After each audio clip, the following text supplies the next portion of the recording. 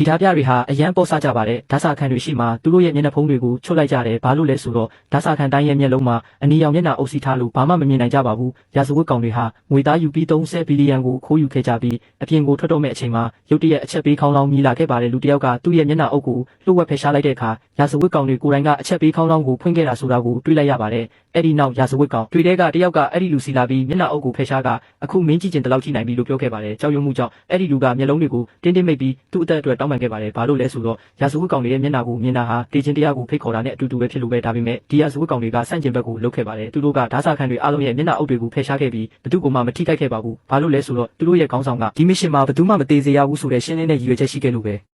တစ်ချိန်တည်းမှာရဲတွေအဲ့ဒီနေရာကိုရောက်လာခဲ့ပါတယ်ရာဇဝတ်ကောင်တွေကတနက်နဲ့လေထဲကိုပစ်ပြီးမိโกပုံးတွေပစ်ချခဲ့ကြတယ်ပတ်လဲမှာရဲတွေအပြည့်ရှိနေခဲ့ပါတယ်ထွက်ပြေးဖို့လမ်းမရှိတော့ပါဘူးဒါပေမဲ့ဒါကရာဇဝတ်ကောင်တွေရဲ့တကယ့်အစီအစဉ်ပါပဲရဲတွေကဆွေးနွေးညှိနှိုင်းရေးကျွမ်းကျင်သူလာစီကိုစကားပြောဖို့ဆေးလွတ်ခဲ့ပါတယ်လာစီကပထမဆုံးမေးခွန်းကိုမေးခဲ့ပါတယ်ခင်ဗျားတို့ရဟတ်ရင်ဘယ်နှစီလိုချင်ပါသလဲဒီမေးခွန်းကအကူအညီလိုပေါ်လွင်နေပေမဲ့တကယ်တမ်းတော့ရာဇဝတ်ကောင်အရေးအတွက်ကိုသိဖို့အတွက်လှည့်ကွက်တစ်ခုပါဘာလို့လဲဆိုတော့ရဟတ်ရင်တစ်စီးမှ၄ယောက်ပဲထိုင်နိုင်လို့ပဲပါမောက်ခကတစ်စီးပဲလုံလောက်ပါတယ်လို့ပြန်ဖြေခဲ့တယ်ဒါကိုကြားတော့တက်မှုကတုံ့လောက်သွားခဲ့ပါတယ်ဆိုလိုတာကရာဇဝတ်ကောင်၄ယောက်ဒါမှမဟုတ်၄ယောက်ထက်နည်းတယ်ပေါ့